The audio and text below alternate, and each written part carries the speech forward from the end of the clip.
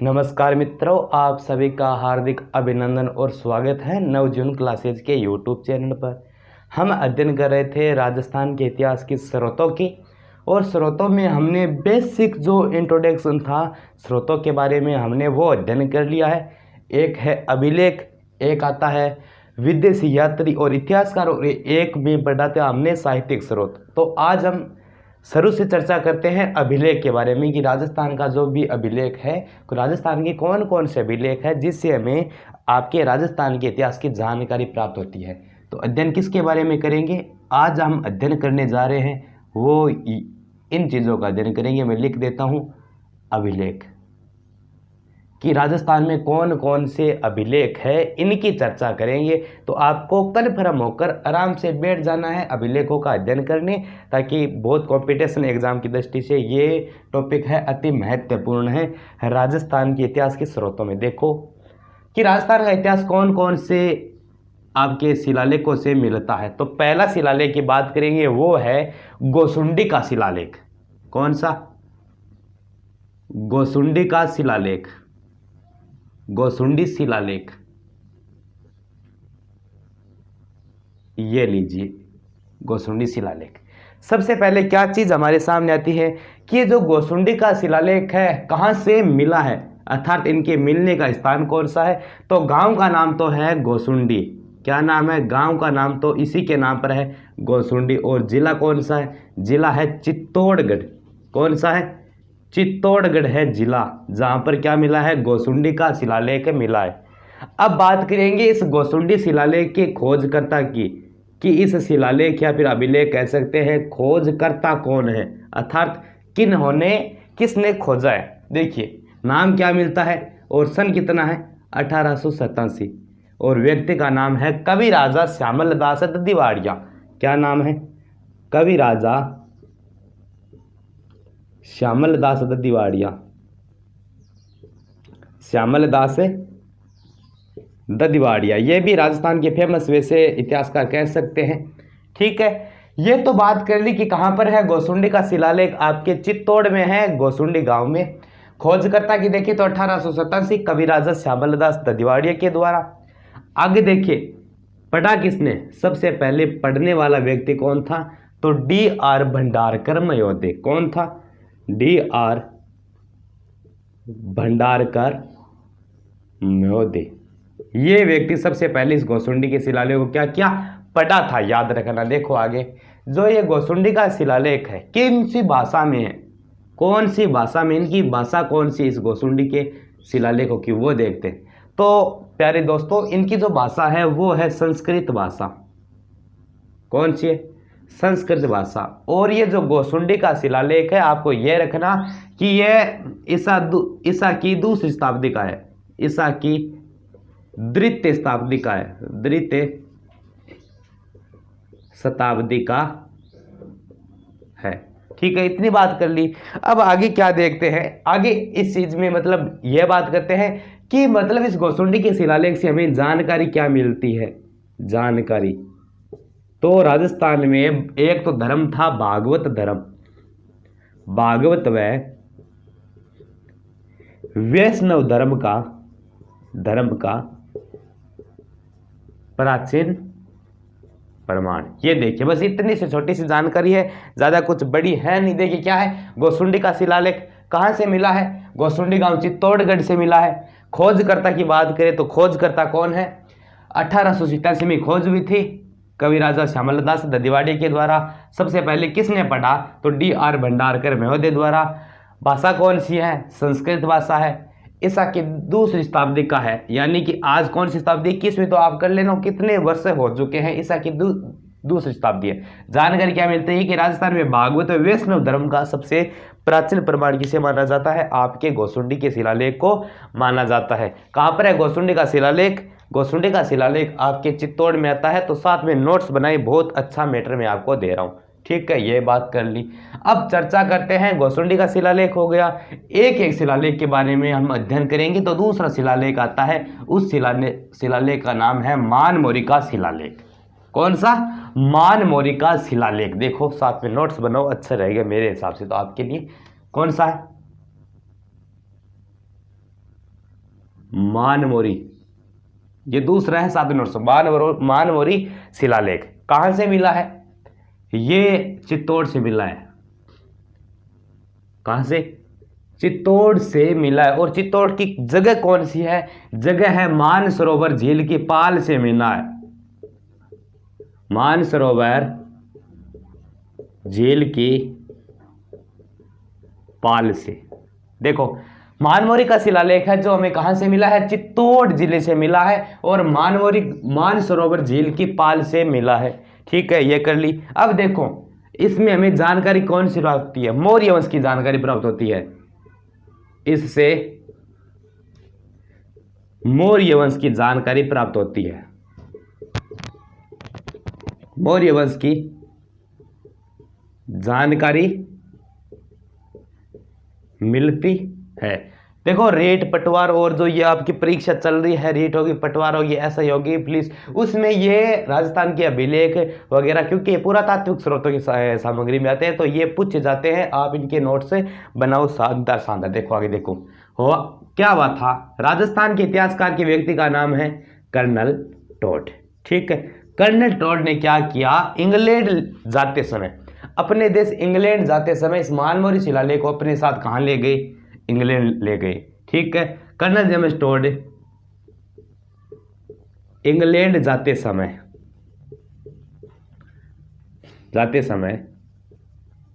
इस शिलालेख को अपने साथ ले गए। देखो इंग्लैंड जा रहे थे, समुद्र में थे, जहाज डूबने लगी, तो इन्होंने सोचा कि ये मतलब पहाड़ है, जो ये पत्थर है, क्योंकि शिलालेख क्या होता? पत्थर होता, बहुत भारी होता। तो उसने क्या किया? बहुत भारी होने के कारण समुद्र में कहते हैं तूफान आ गया, तो इस कारण समुद्र में इससे क्या किया? आपके शिलालेख को फेंक दिया था। तो ये था मानमोरी का शिलालेख। अब बात करते हैं सम्राट अशोक की शिलालेखों की। किसकी? ये सम्राट अशोक की शिलालेख। तीसरा चल रहा है सम्राट अशोक के अभिलेख कह सकते हैं, शिलालेख कह सकते हैं, कोई दिक्कत नहीं रहेगी। ठीक है, सम्राट अशोक की शिलालेख देखते हैं। देखो राजस्थान में आपके सम्राट अशोक के कितने शिलालेख मिले हैं? राजस्थान में अशोक के शिलालेख मिले हैं 2। ठीक है, कौन कौन से मिला है?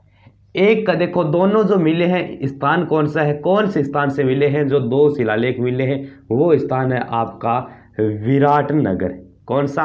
विराटनगर कह सकते हैं, और कह सकते हैं विराटनगर। और विराटनगर का आधुनिक नाम क्या है? जयपुर है। क्या है? जयपुर है। तो जयपुर से मिले हैं सम्राट अशोक के 2 शिलालेख। कौन कौन से? नाम लिखते हैं। देखो एक का तो नाम है बाबरू का शिलालेख। कौन सा? बाबरू का शिलालेख। ठीक है, और एक नाम मिलता है आपको बेराट शिलालेख।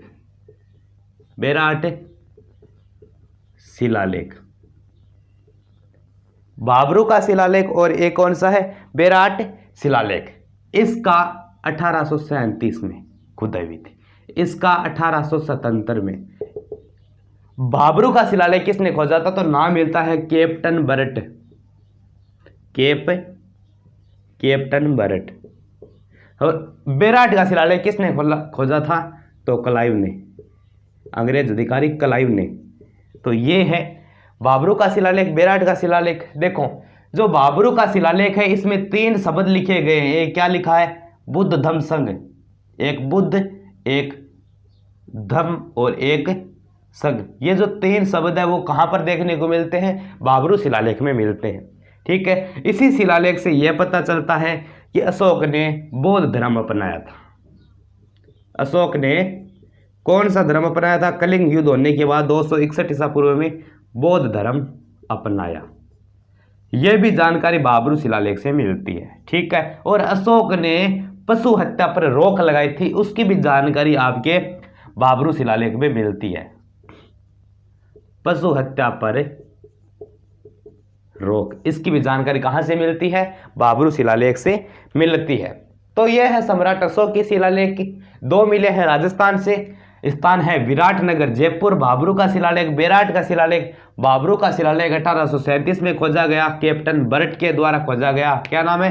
कैप्टन बर्ट के द्वारा खोजा गया। बेराट का जो शिलालेख है आप देख सकते हो, बेराट का शिलालेख 1837 में क्लाइव के द्वारा खोजा गया था।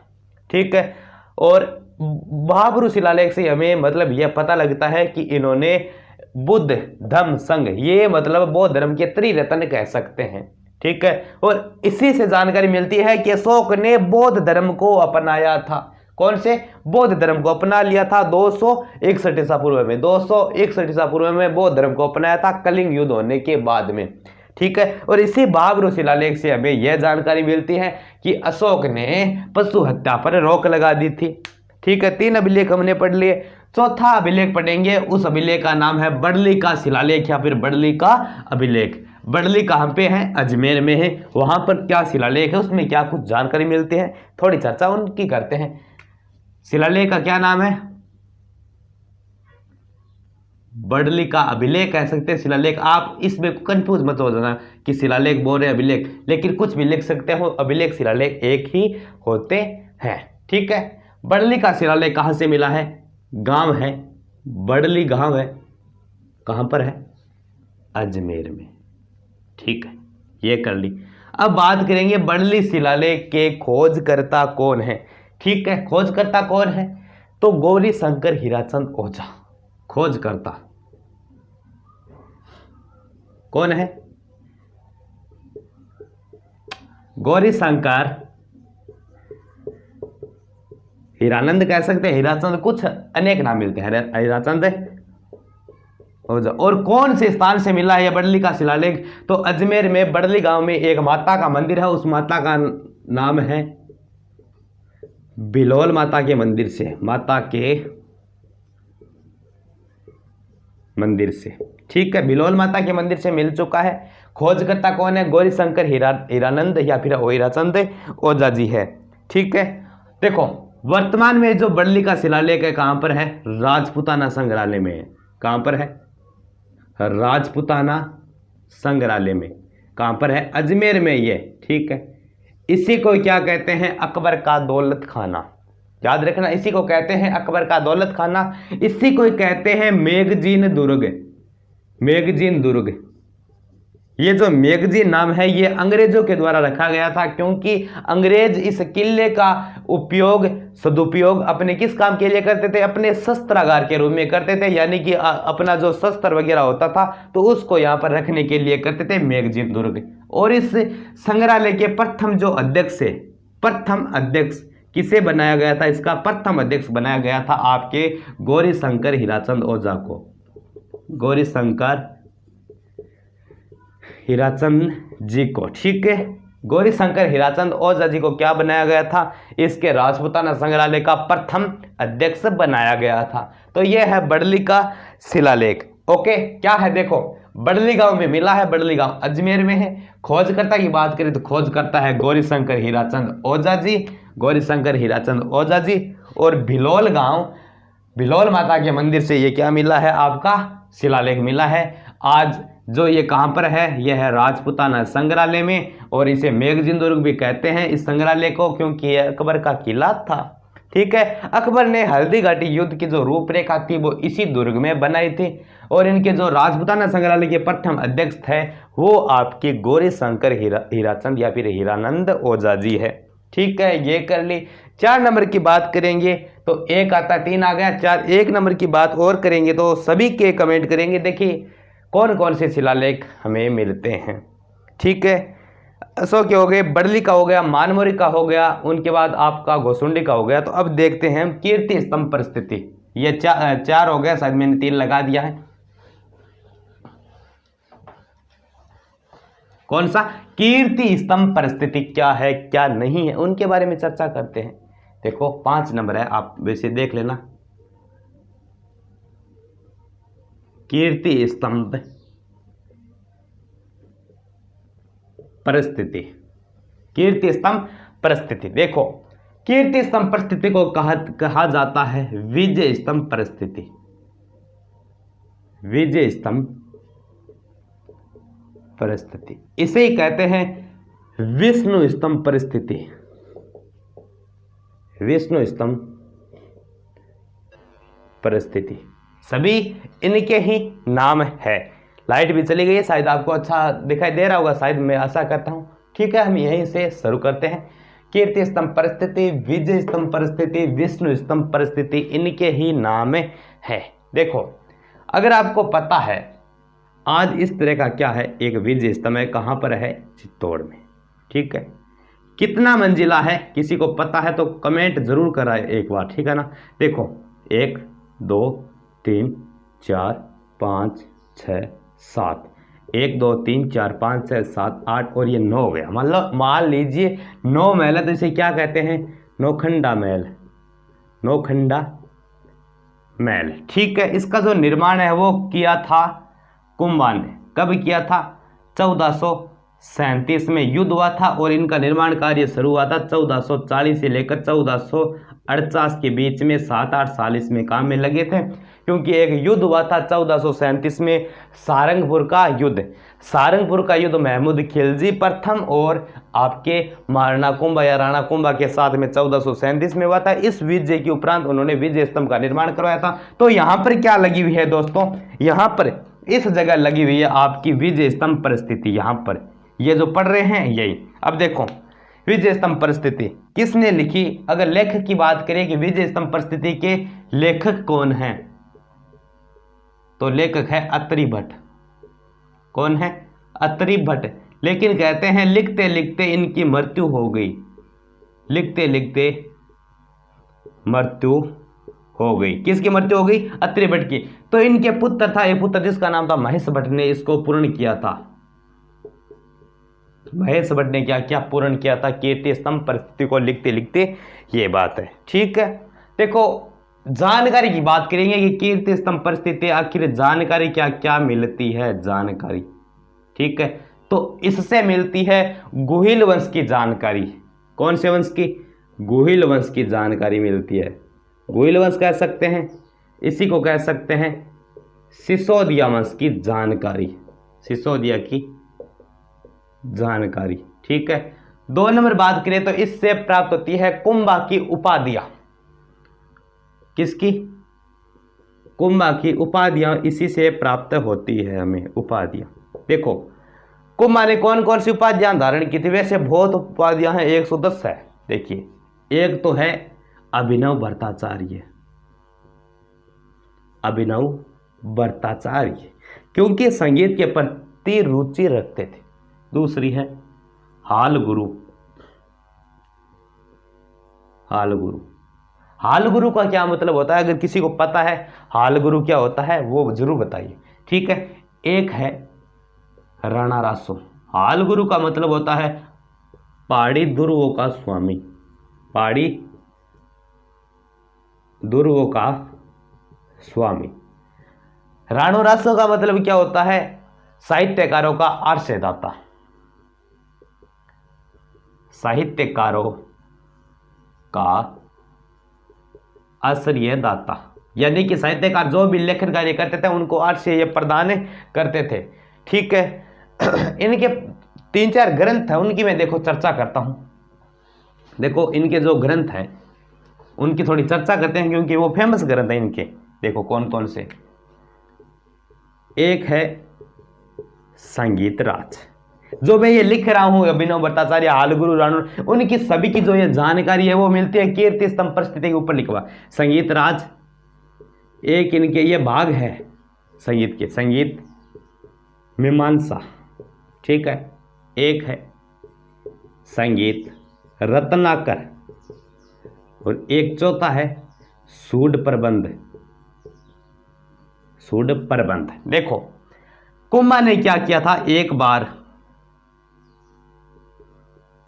मांडेवपुर में, मांडेपुर यानी मुंगेर, बेरुजी की मूर्ति ले आए। कुंभा ने क्या किया? मांडेपुर मुंगेर से बेरुजी की क्या लाए? मूर्ति लेकर आए। कहां पर? चित्तौड़ में लेकर आए। यह भी जानकारी कीर्ति स्तंभ परिस्थिति में या फिर विजय स्तंभ परिस्थिति में हमें देखने को मिलती है। एक चीज और है, देखो इस कीर्ति स्तंभ परिस्थिति से देखो राजा कौन हुआ था सबसे पहले, गोहिल से लेकर जानकारी मिलती है कुंभा तक, यानी कीर्ति स्तंभ परिस्थिति से गोहिल से लेकर कुंभा तक की हमें जानकारी मिलती है। ठीक है, तो आशा करता हूं आज का ये वीडियो आपको समझ में आया होगा। अगर आया होगा तो 5 पढ़ लिए हमने और कम से कम 10 या शायद 9 और बच्चे हैं, तो वो हम अगले वीडियो में पार्ट में जरूर से करने का प्रयास करेंगे। तो ये है, अभिलेखों की चर्चा कर रहे हैं, 5 अभिलेख हमने कर लिए हैं। दोबारा वीडियो को देख लेना अगर समझ में नहीं आया है, साथ में नोट्स बनाएगा ताकि अच्छे से समझ में आ जाए आपके। तो सभी का धन्यवाद। आज का वीडियो अगर पसंद आए तो वीडियो को लाइक कर देना, अपने दोस्तों के साथ अगर शेयर करने की इच्छा है तो शेयर भी ज़रूर कर देना, क्योंकि हम भी थोड़े मज़ा आ सके, हमें भी थोड़ा आनंद की अनुभूति प्राप्त हो सके। तो तब तक के लिए जय हिंद, वंदे मातरम।